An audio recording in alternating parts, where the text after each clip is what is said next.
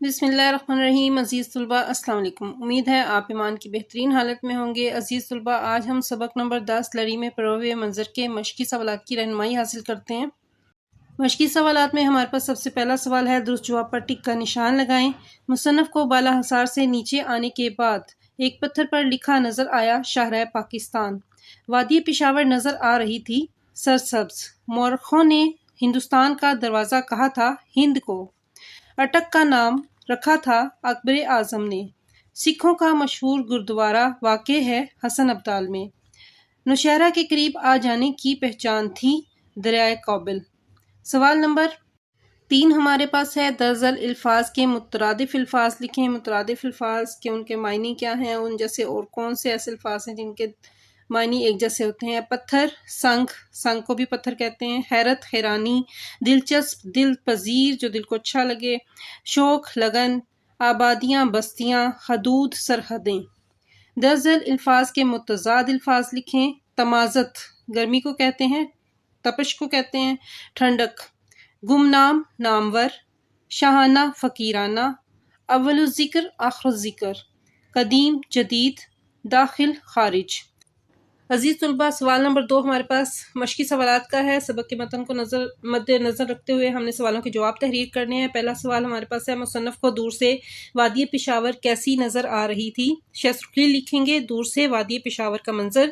مصنف کو دور سے وادی پشاور آباد سرسبز سرزمین نظر آ رہی تھی۔ سوال نمبر 2 ہمارے پاس ہے کہ محمود غزنوی نے راجہ جے پال کو کس جگہ پر شکست دی تھی؟ محمود غزنوی نے راجہ جے پال کی شکست کا مقام، شیسرخی لکھیں گے، محمود غزنوی نے پنجاب کے راجہ جے پال کو ہند کے مقام پر شکست دی تھی۔ اس دور میں ہند کا گاؤں گندھارا کا پایا تخت تھا۔ سوال نمبر 3 ہمارے پاس ہے کہ اٹک کا قلعہ کس دریا کے کنارے واقع ہے؟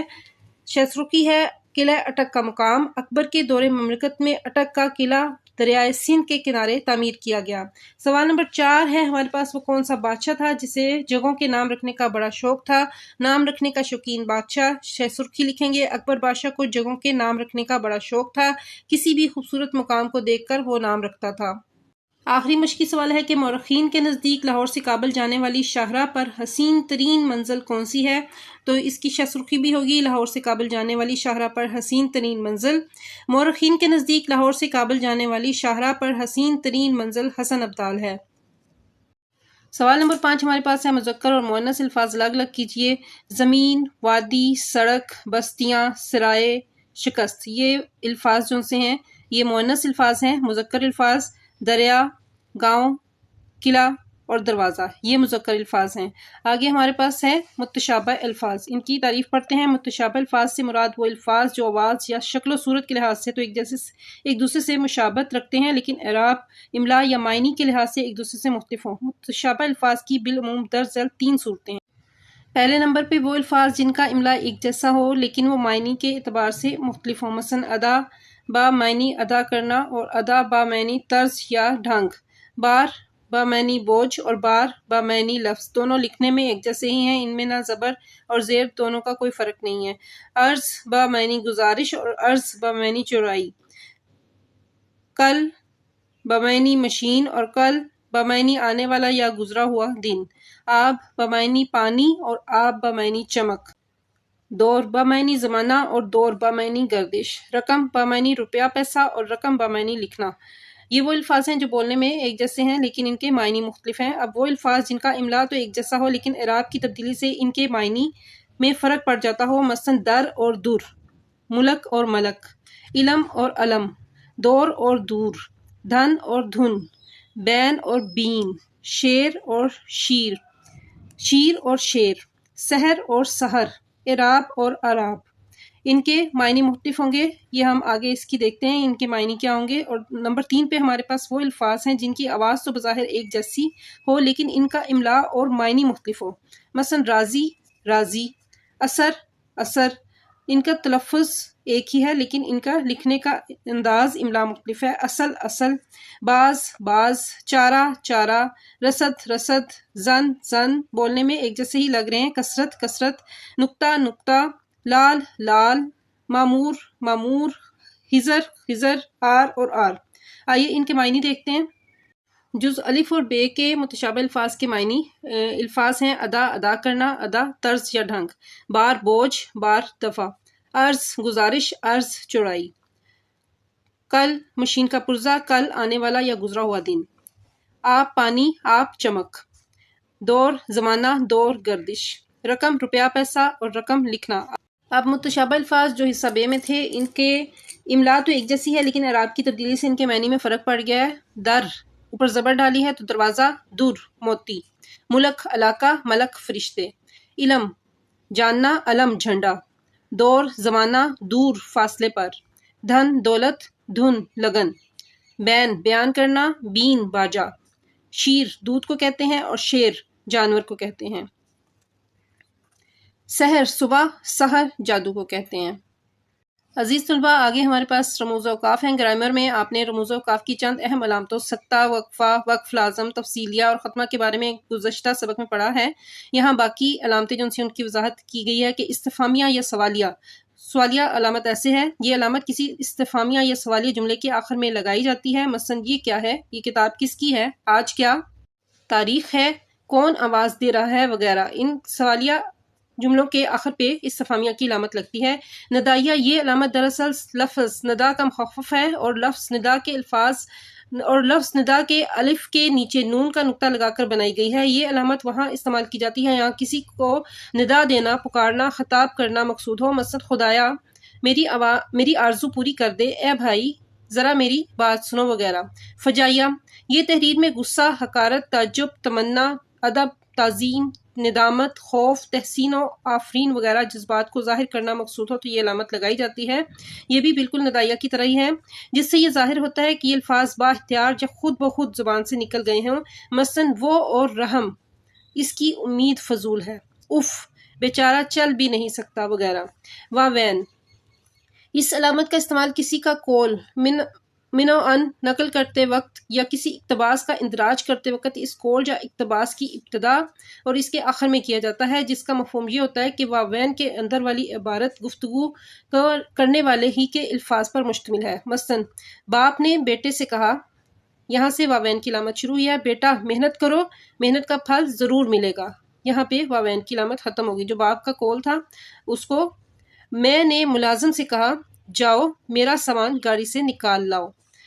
کوسین، اس علامت میں جسے انگریزی میں بریکٹس کہا جاتا ہے، کسی بات کی وضاحت کے لیے وہ الفاظ لکھے جاتے ہیں جو لفظ معترضہ یا جملہ معترضہ کے طور پر آتے ہیں اور انہیں حذف کر دینے سے عبارت کے ربط و تسلسل میں کوئی فرق نہیں پڑتا۔ مثلا انور صاحب، یہاں پہ کوسین کی علامت ہے کہ وہ مرحوم ہے، مر چکے ہیں، بریکٹ میں کوسین میں انہیں ظاہر کیا گیا ہے، سے ہمارے بھی درینہ تعلقات تھے۔ اگر ہم جملہ ایسے ہی پڑھیں، انور صاحب سے ہمارے بھی درینہ تعلقات تھے، تب بھی مطلب واضح ہو جائے گا۔ میرا گھر، مکان کا وہ حصہ جس میں میری سکونت ہے، رہائش ہے، اس کو بریکٹ میں لکھا ہے، کوسین میں لکھا ہے، خاصا بوسیدہ ہو گیا ہے۔ آپ ویسے بھی پڑھ سکتے ہیں میرا گھر خاصا بوسیدہ ہو گیا ہے، لیکن یہاں پہ اس کی وضاحت کر دی گئی ہے۔ خط، انگریزی میں اس علامت کو ڈیش کہا جاتا ہے۔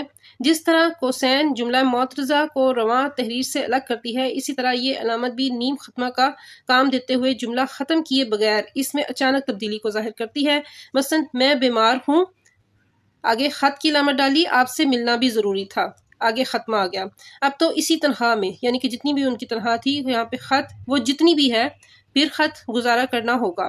اب انہوں نے کہا کہ ان کی مثالیں دو مثالیں دیں، کہ جتنے بھی ہم نے رموز اوقاف پڑھے ہیں ان کی دو مزید مثالیں دیتے ہیں۔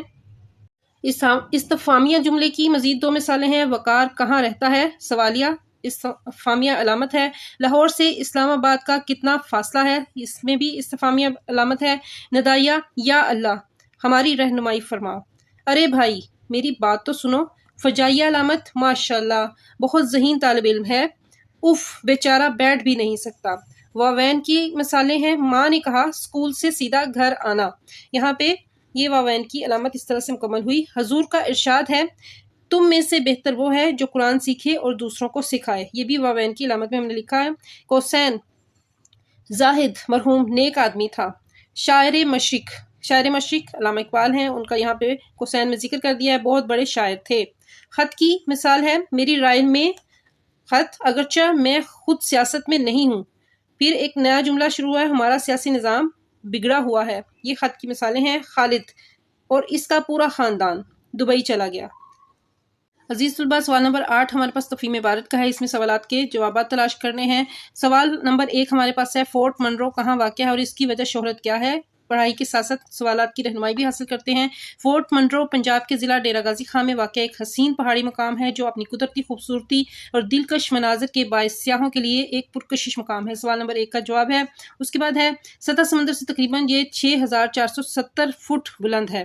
سوال نمبر 2 ہمارے پاس ہے، فورٹ منرو کا موسم کیسا ہے؟ یہاں سے اس کا جواب ہے، یہ مقام موسم گرما میں ٹھنڈی ہوائیں اور سرسبز پہاڑوں کا دلکش منظر پیش کرتا ہے، اسی میں اس کا جواب ہے۔ سوال نمبر 2 ہمارے پاس ہے، فورٹ منرو کا موسم کیسا ہے؟ اس کا جواب یہیں سے ہے کہ فورٹ منرو کا موسم خوشگوار ہے، موسم گرما میں یہاں ٹھنڈی ہوائیں چلتی ہیں اور سبز پہاڑوں کا دلکش مناظر دیکھنے کو ملتے ہیں۔ اس کے بعد یہاں کے جنگلات خوبصورت وادیاں اور چشمے دیکھنے والوں کو مسحور کر دیتے ہیں۔ فورٹ منرو کی تاریخی حیثیت کا پس منظر کیا ہے؟ تاریخی حیثیت کا پس منظر، اس سوال کا جواب ہے کہ فورٹ منرو کو تاریخی اہمیت بھی حاصل ہے کیونکہ یہ علاقہ ماضی میں یعنی گزرے ہوئے دنوں میں برطانوی فوج کے لیے ایک دفاعی چوکی کے طور پر استعمال ہوتا تھا۔ فورٹ منرو اپنی ثقافت اور دستکاریوں کے حوالے سے کیسی شہرت رکھتا ہے؟ یہاں سے اس کا جواب ہے، یہاں کی محسوس ثقافت، روایتی طرز زندگی اور مقامی دستکاریوں کی دکانیں بھی سیاحوں کو اپنی طرف کھینچتی ہیں۔ یہاں تک اس کا جواب ہے۔ اس کے بعد ہے کہ فورٹ منرو کا سفر نہ صرف فطرت سے محبت کرنے والوں کے لیے ایک خوشگوار تجربہ ہوتا ہے بلکہ وہ لوگ جو سکون اور فطرت کے قریب رہنا چاہتے ہیں ان کے لیے بھی یہ ایک بہترین تفریحی مقام ہے۔ اس کے بعد ہمارے پاس سوال نمبر 5 ہے کہ اس عبارت کا مناسب عنوان تجویز کیجیے۔ فورٹ منرو کی سیاحتی اور تاریخی اہمیت، اس کا عنوان ہوگا۔ عزیز طلباء، سبق نمبر 10 کی پڑھائی، مشقی سوالات کی رہنمائی مکمل ہوئی۔ نئے لیکچر کے ساتھ پھر ملاقات ہوگی۔ میرے چینل پہ نئے ہیں، چینل کو لائک کریں، کمنٹ کریں، شیئر کریں، سبسکرائب کریں۔